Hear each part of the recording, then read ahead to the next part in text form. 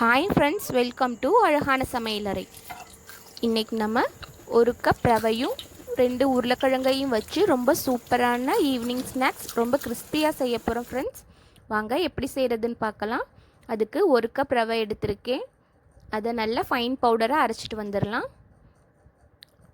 Medium size உருளைக்கிழங்கு 2 வேக வச்சு நல்லா மேஷ் பண்ணி வச்சுக்குவோம். ஒரு ஃப்ரையிங் பேன் அடுப்பில் வச்சு அதில் 1 டேபிள் ஸ்பூன் பட்டர் சேர்த்துக்குவோம். பட்டர் மெல்ட் ஆனதுக்கப்புறம் ஒரு 3-4 பூண்டு பல்லை தட்டி நல்லா குட்டி குட்டியாக சாப் பண்ணி வச்சுருக்கேன் ஃப்ரெண்ட்ஸ். அதையும் சேர்த்துக்குவோம். நீங்கள் துருவி கூட எடுத்துக்கலாம். அதுக்கப்புறம் 1 ஸ்பூன் அளவு சில்லி ஃப்ளேக்ஸ் சேர்த்துருக்கேன். சில்லி ஃப்ளேக்ஸ் இல்லைன்னா சில்லி பவுடர் கூட சேர்த்துக்கங்க.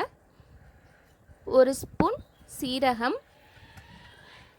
இது எல்லாத்தையும் சேர்த்ததுக்கப்புறம் நல்லா மிக்ஸ் பண்ணிவிட்டு 1 கப் ரவை எடுத்ததுக்கு 1 கப் அளவு தண்ணி சேர்த்தா கரெக்டாக இருக்கும் ஃப்ரெண்ட்ஸ். 1 கப் தண்ணி சேர்த்துக்குவோம். இந்த டிஷ்க்கு தேவையான அளவு உப்பு சேர்த்து நல்லா மிக்ஸ் பண்ணி இது கொதித்ததுக்கப்புறம் நம்ம கிரைண்ட் பண்ணி வச்சுருக்க ரவையை சேர்த்துக்கலாம். ஃப்ளேமை லோ ஃப்ளேமில் வச்சுக்கோங்க ஃப்ரெண்ட்ஸ்.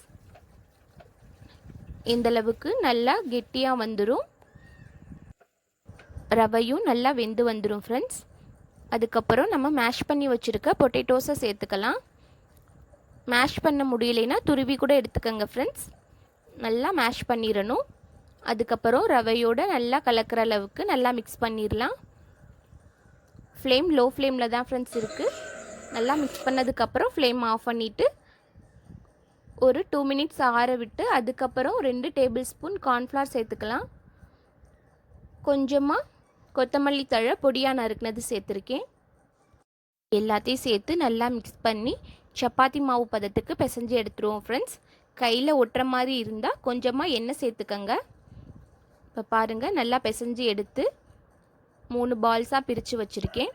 அதை சப்பாத்தி மாதிரி திரட்டி எடுத்துக்குவோம். ரொம்ப நைஸாக திரட்ட தேவையில்லை ஃப்ரெண்ட்ஸ். ஓரளவு திக்னஸோடு இருந்தால் போதும்.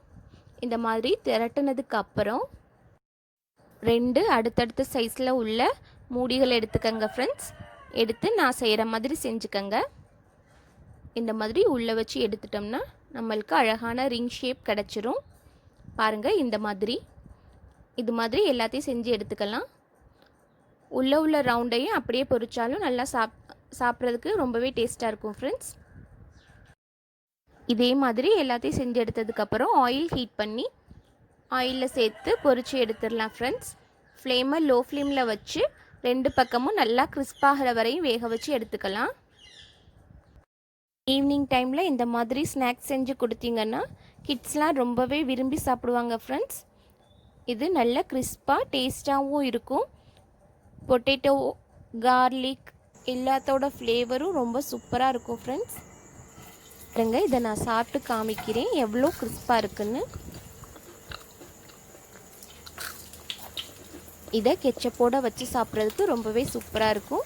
இந்த வீடியோ பிடிச்சிருந்தா லைக் பண்ணி ஷேர் பண்ணுங்கள். மறக்காமல் நம்ம சேனலை சப்ஸ்கிரைப் பண்ணுங்கள். தேங்க்யூ.